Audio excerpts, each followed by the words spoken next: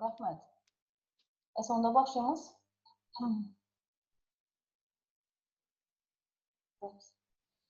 Assalomu alaykum hurmatli talabalar.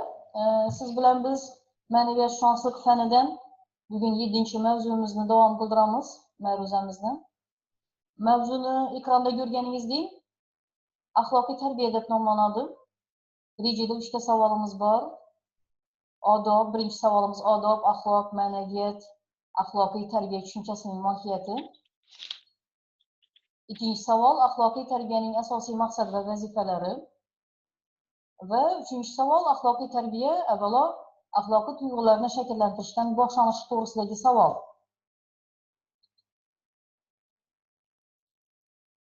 E'tibor bergan bo'lsangiz 3 ta savol bor. Endi ikkinchi savolimiz birinchi savolimiz sal kengroq. Yoritib berishga harakat qilaman hozir. Eshitilib turibdimi? Eshitilib turibdi. Birinchi savol odob, axloq, ma'naviyat, axloqiy tarbiya tushunchasining mohiyati. Demak, shu to'g'risida gap ketar ekan. Odob, axloq tushunchasini ozmi ko'pmi bir izoh berib o'tsak, hammangizga ma'lum bo'lgan faktlar bor. Nazariy jihatdan asoslangan, ilmiy jihatdan asoslangan eshitgansiz tushunchalar bor, lekin shunga qaramasdan bir e'tiboringizni qaratishni joiz deb topdim. Odob, axloq ruschada moral, latinchada moralis, axloqiy, moris, fe'l, atvorlar degan ma'noni anglatadi.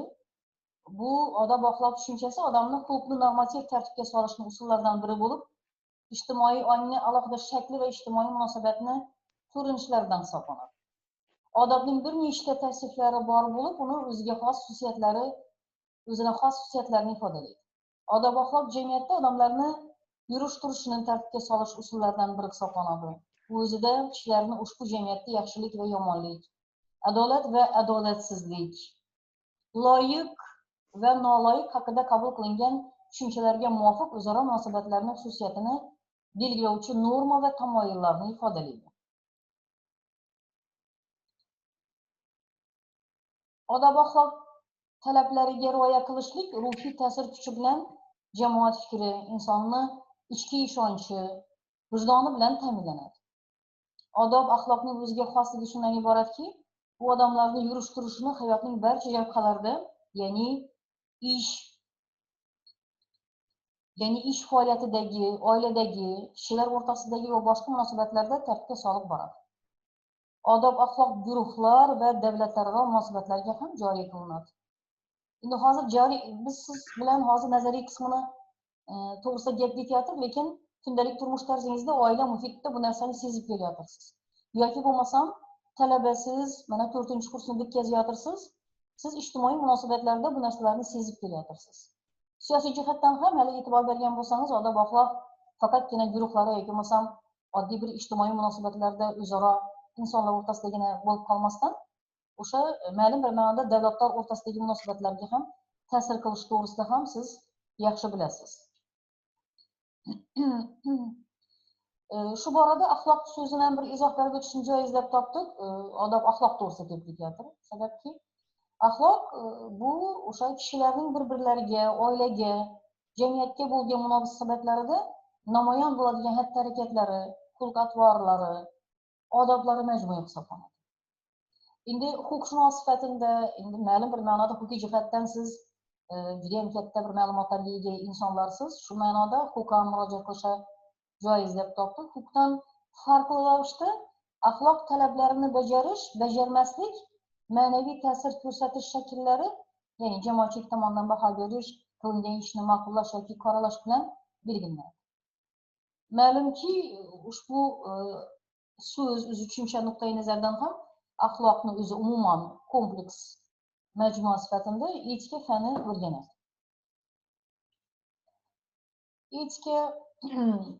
Estetika fanlarini yaxshi bilasiz. Odob, axloq normalari deganda albatta o'sha etika bilan yuzingiz oldidan etika tushunchasi to'g'ri kelsa kerak.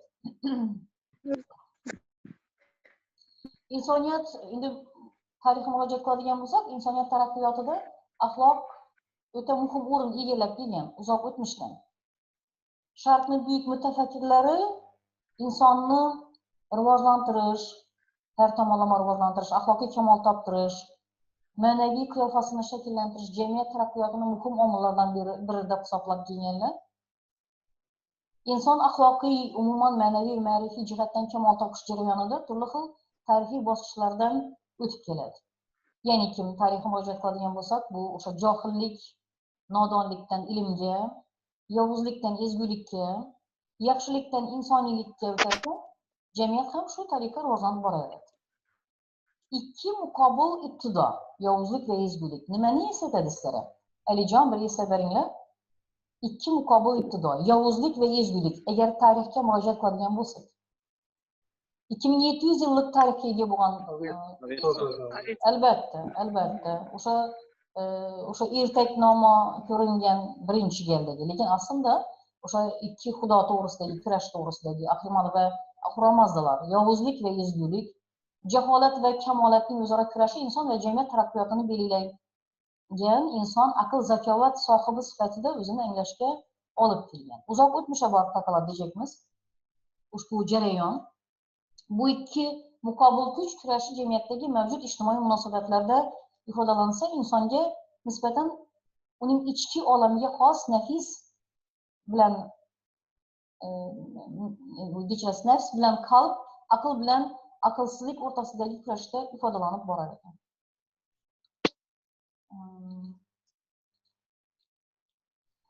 Hozir odob axloq to'g'risida gap ketdi, axloq to'g'risida gap yuritar ekanmiz. Albatta tarbiya to'g'risida ham bir nazariy jihatdan bir izohlab berishga to'g'ri keladi.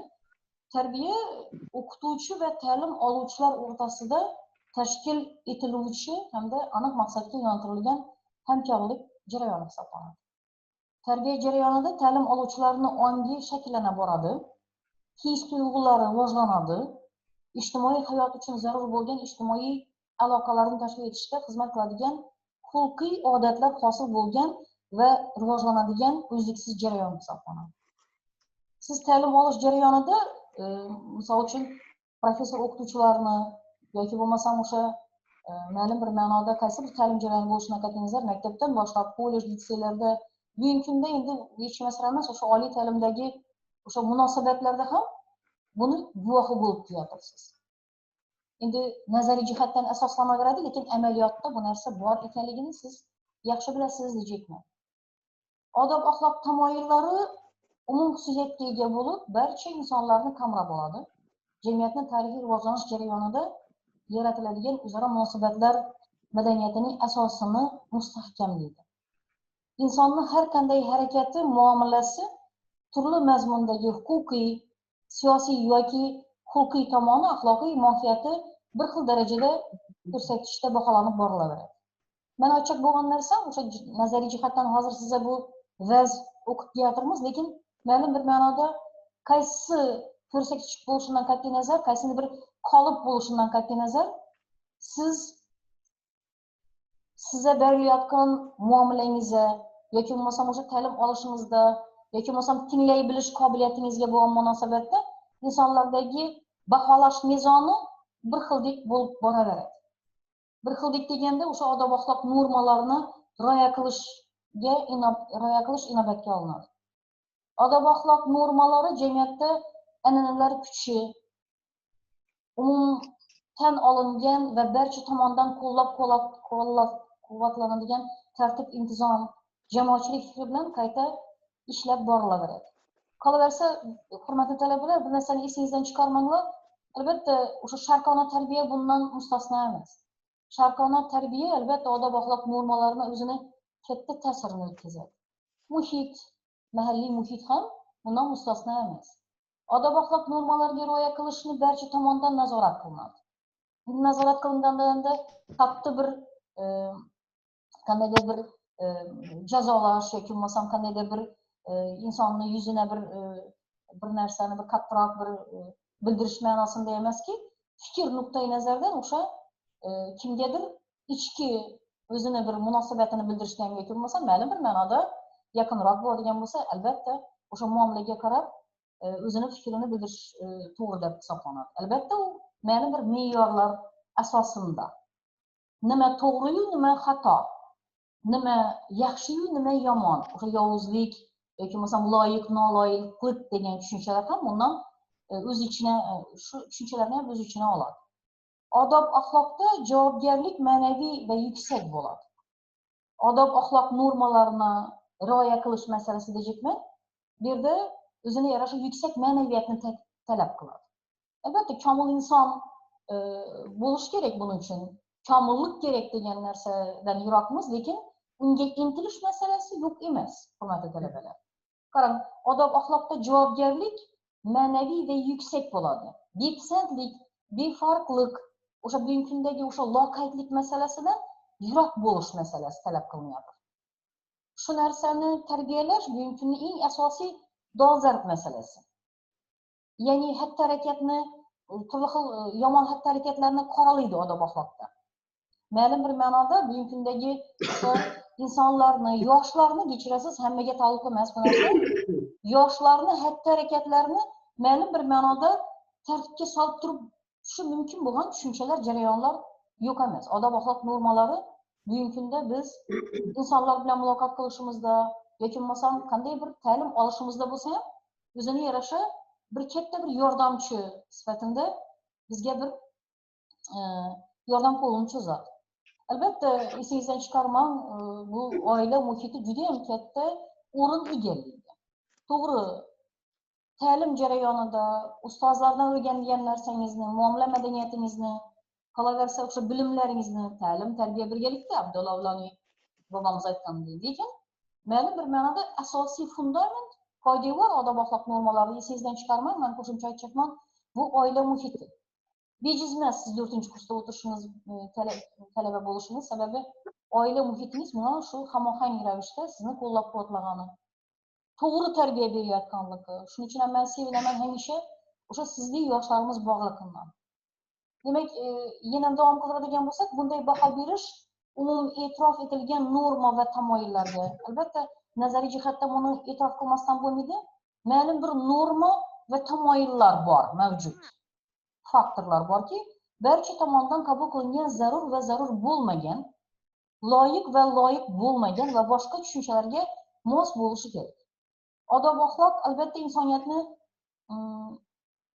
turmushiga, insoniy ehtiyoji mohiyatiga bog'liq bo'ladi, ammo ijtimoiy va individual ong darajasi bilan belgilanadi. Jamiyatda insonlarning xatti-harakatini boshqa shakllar qatorida odob axloq ham ko'plab individlarning faoliyatlarini muvofiqlashtirishga, uni muayyan ijtimoiy qonunlarga bo'ysunishga, birlashgan umumiy faoliyatga aylantirishga xizmat qiladi. Endi nazariy jihatdan bu narsalarni bilishimiz shart va zarur. Ikkinchi savolga murojaat qiladigan bo'lsak, axloqiy tarbiyaning asosiy maqsadi va vazifalari. Mikrofoningizni o'chirib qo'yasizmi ekan? Iltimos. Aha. Demak, eshitilib turibdimi, hurmatli talabalar? Eshitib turibdimmi? Rahmat, rahmat. Shu uzr so'rayman, sal ozgina uzilish boshqa bo'lsa. Odob axloq vazifalari masalasini o'rganib, quyidagilarga o'rgangan holda quyidagilarni ajratish mumkin ekan. Bir diqqatingizni qaratsangiz, odob axloqni vazifalari masalasini o'rganib, quyidagilarga ajratish mumkin. Birinchidan bu tartibga soluvchi, o'sha vazifa sifatida qarasangiz, ikkinchisi tarbiyalovchi, odob axloq deganda o'sha tarbiya bilan bevosita o'sha assotsiatsiya. Bildiruvchi, qat'iy baho beruvchi, mo'ljal beruvchi, asoslantiruvchi, aloqa uchun xizmat qiladigan va boshqa vazifalari mavjud ekan.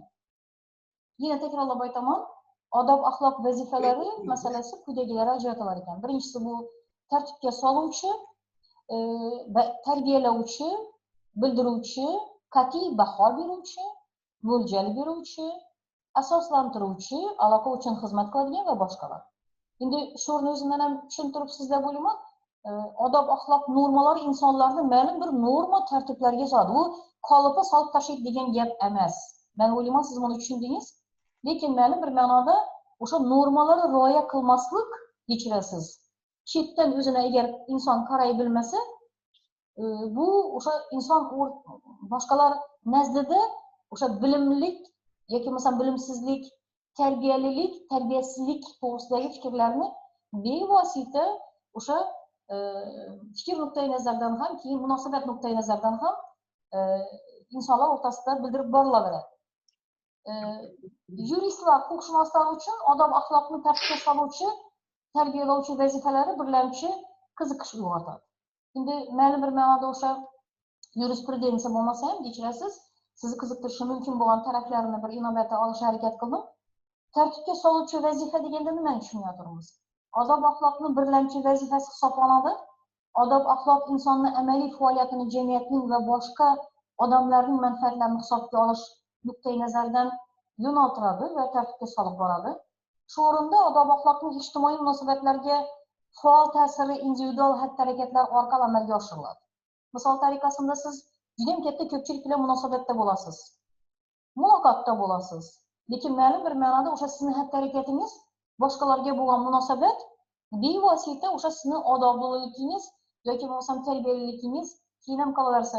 To'g'ri, boshqalar nazdida siz tarbiyali ko'rinishingiz shart emasdir, lekin butun insoniyat, uzoq o'tmishdan ota-bobolar, oila muhiti, ota-onalar, ta'lim beruvchilar hammasi o'sha siz kabi yoshlarni komil inson qilib tarbiyalashdagi eng asosiy bir ko'rsatkich omil bu odob axloq normalarini inobatga olinishi.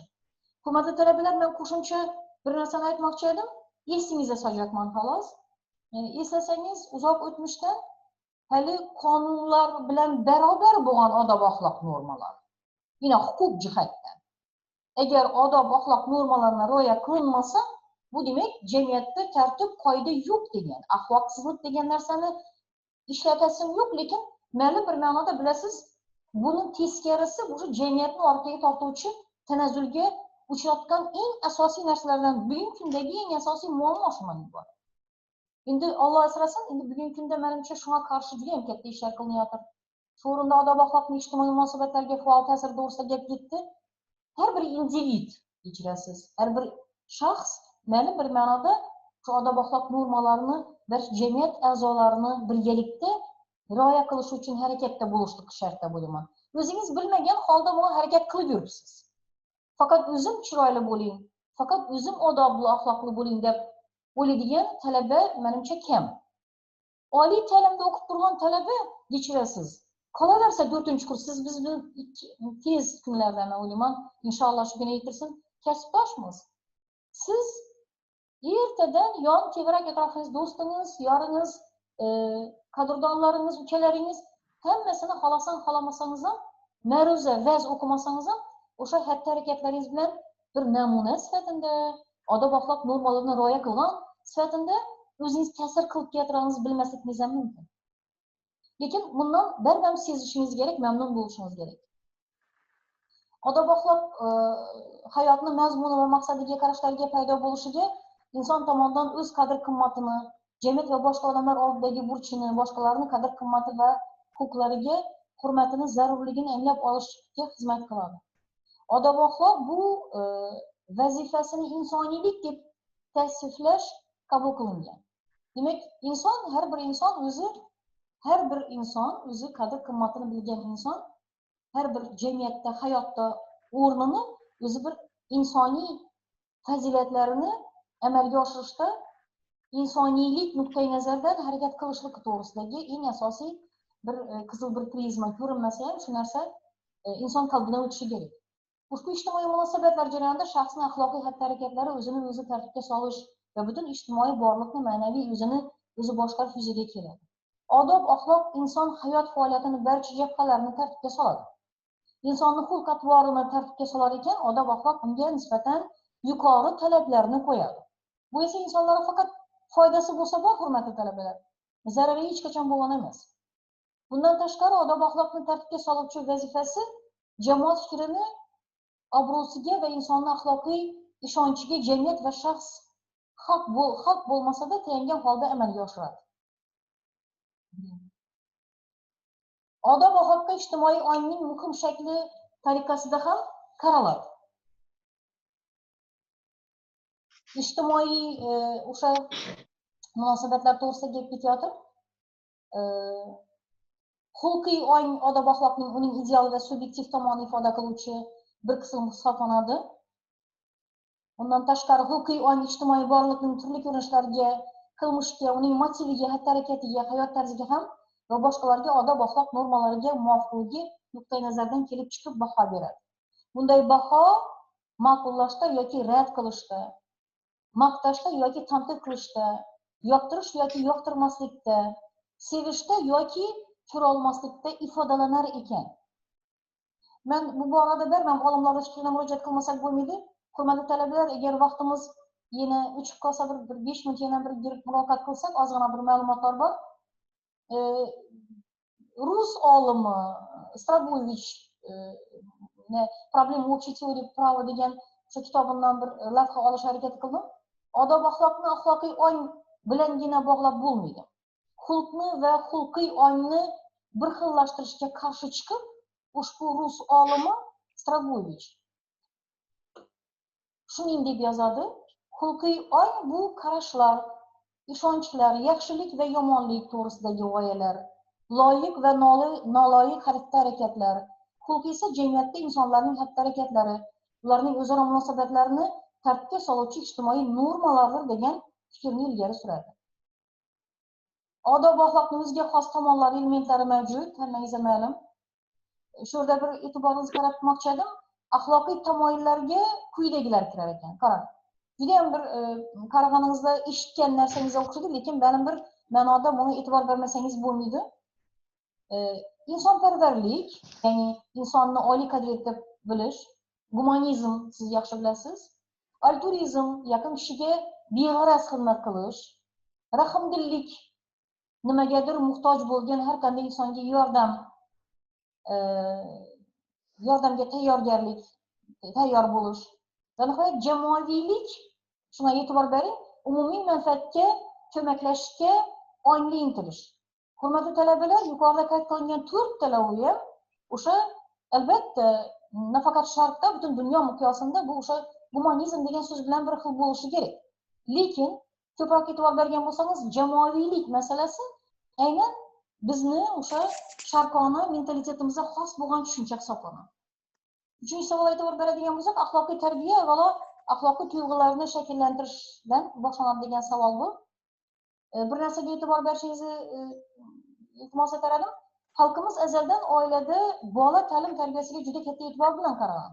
Binobarin davlat va jamiyatning mustaqilligi va mustahkamligi bevosita mana shu masala bilan shamarchas bog'liq ekani isbot talab qilmaydigan haqqa hisoblanadi. Shuning uchun ham bolalar va yoshlarning tarbiyasi, ayniqsa ular yuksak ma'naviy axloqiy omillar shakllantirish barcha zamon va makonlarda jamiyatning eng muhim ustuvor vazifalaridan biri hisoblanib kelingan. Albatta, bu yerda ma'naviy barkamol inson to'g'risida gap ketyotir. Avvalo shuni aytish kerak, ma'naviy barkamol inson tushunchasini o'zi keng kamolda serqirol tushuncha hisoblanadi. Ma'naviy barkamol inson, juda ham ko'p eshitasiz, o'sha komil inson tushunchasi bilan hamohang hisoblanadi, bir xildek. Lekin aslida buni ma'nolari chuqur. Ayni vaqtda ma'naviy barkamol inson tushunchasi sog'lom avlod tushunchasi bilan ham bog'lanib ketadi. Ilmiy adabiyotlarda bu tushunchalar alohida ishlatilsa-da, mohiyatan ularning hammasi inson axloqi va odobini, ularda shakllangan barcha ijobiy xislatlarni, ularni insonlarga, jamiyatga va vatanga bo'lgan munosabatlarini, barcha qirralarini qamrab oladi. Endi albatta buyuk allomalarning fikrlariga murojaat qilmasdan bo'lmaydi. Eshitilib turibdimi, hurmatli talabalar? Zerikmayotirmisiz? Buyuk ma'rifatparvar ajdodimiz Abdulla Avloniy to'g'risida shu bu fikrlarni aytmoqchi edim. Bolaning salomati va saodati uchun yaxshi tarbiya qilmoq, tanini pok tutmoq, yosh vaqtidan malakasini tuzatmoq, yaxshi xulqlarni o'rgatmoq, yomon xulqlardan saqlab o'stirmoq deya bejiz ta'kidlangan. Bolalarning ma'naviy axloqiy tarbiyasi esa eng avvalo oilada shakllanadi.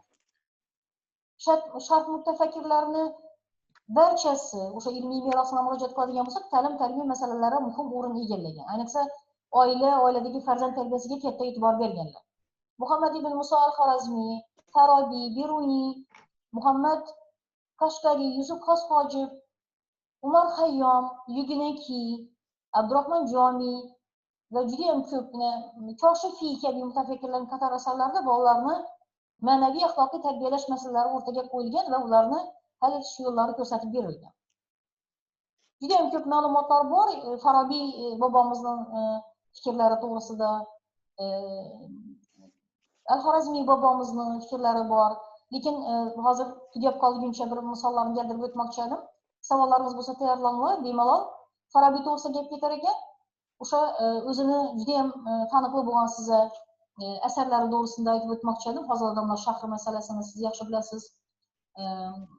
Bu yerda Baxtsodatga yetuvchi erish haqidagi aql ma'noli haqidagi risola kabi asarlarda juda ham ko'p o'sha bola tarbiyasiga e'tibor berilgan. Uni uqtirishicha insonning barcha qobiliyat va fazilatlari ikki tomonga ega ekan. Birinchidan bu tug'ma, irsiy, tabiiy xislatlar bo'ladigan bo'lsa, ikkinchisi tajriba, amaliyot, sharoit ta'sirida tarkib topadigan xislatlar. Shuningdek, bola tarbiyasida bir-biri bilan bog'liq bo'lgan xislatlar hisobga olish lozimligini ham ta'kidlab o'tadilar. Endi bu yerda men bir nimani aytib o'tmoqchi edim. Farabiy o'zini odob axloq haqidagi ta'bir joiz bo'lsa axloqiy tarbiya haqidagi qarashlarda muayyan bir tizimlashtiradi. Shu bilan bir qatorda o'zini fikrlarida o'z so'ziga qaraganda nimaiki baxtni qo'lga kiritishga xizmat qilsa bu yaxshilikdir. Nimaiki baxtga erishishga xalaqit bersa mutlaq yomonlikdir degan fikrni ilgari suradilar. Bu ham meni bir ma'noda o'sha siz bilan biz yaxshi biladigan yovuzlik, yaxshilik to'g'risidagi munosabatlar to'g'risidagi eng asosiy. Bugungi kunda bu olimlarning, allomalarning fikrlari yoki bo'lmasam bizga qoldirgan merosi bugun ertangi kun uchun ham juda ham asqotot. To'g'ri transformatsiya qilishimiz kerak bugungi kunda. Zamon nuqtai nazaridan buni bevosita amaliyotga tatbiq qila olishimiz mumkin. Lekin hech qachon o'zini ahamiyatini yo'qotmaydi. Oilada bola tarbiyasi masalasiga Muhammad Al-Xorazmiy qarashlari ham mavjud. Uni aytishicha, ota-onalar ikki xil. Tug'ilish otasi va ta'lim berish otasi. Birinchisi bu jismoniy hayot sababi, ikkinchisi ruhiy hayot sababi. Fikrini eshitsangiz, zamondan yaxshiroq ta'lim beruvchi muallimni insondan yaxshiroq ta'lim oladigan o'quvchini ko'rmadim deyaptilar. Uning o'z so'zlaridan bir tomondan ijtimoiy muhitni bola tarbiyasi uchun hal qiluvchi ta'sirini anglasak, ikkinchi tomondan esa inson shaxsiy ta'lim natijasida kamolotga erishib borishi mumkinligini anglashimiz mumkin. Endi xulosa o'rinda bir narsa aytishim mumkin. Mazkur mavzuda buyuk allomalar hayoti ijodi va ular bergan bebaho madaniy meros va yosh avlod uchun ibrat namuna ekanligi to'g'risida harakat qildik va shu bilan bir qatorda o'sha odob axloq normalarini murojaat qilishda o'sha normalar to'g'risida buyuk allomalarning fikrlarini ham sizga bir ilindik desak mubolag'a bo'lmaydi. Savollarimiz bormi, hurmatli talabalar? Vaqtimiz juda ham oz qolyotir. Bormi savollaringiz? Eshitilib turibmaylijon, kimlar? Savollaringiz bo'lsa bemalol beringlar, tushunarlimi? Vaqt zid bo'lgani tez ma'lumotlar juda ham ko'p. Axloqiy tarbiya to'g'risida gap ketdi bugun. Bormi savollaringiz? Yo'q, savollar yo'q, damla. Hurmatli talabalar, men bir iltimos qilgan bo'lar edim. Bir seminardan bir 10-15 minut bir muloqot qilib olsak, qachon seminarimiz bo'lsa, xo'pmi? Bir qator modul platformasına girib ko'ringlar, prezentatsiyalar tashalgan, ma'lumotlar, ularni topshiriqlarni ham bajarib turgan vaqtimda men juda ham xursand bo'ldim. Katta ko'pchilik kirgan bugun darsa, iltimos faolroq bo'linglar. Savollaringiz bo'lsa bemalol men savollaringizga javob berishga harakat qilaman. Diqqatlaringiz uchun rahmat, katta rahmat, salomat bo'linglar. Yo'q, damla tushunarli. Rahmat katta sizlarga. Salomat bo'linglar, kasal bo'lmanglar. O'zingizni, oilangizni ehtiyot qilinglar. Rahmat. Har 3 kun darslarga kirishib, chorshanba kuni darsga kirishib esingizdan chiqmasin. Seminarlar ham faol qatnashinglar. Katta rahmat, salomat bo'ling.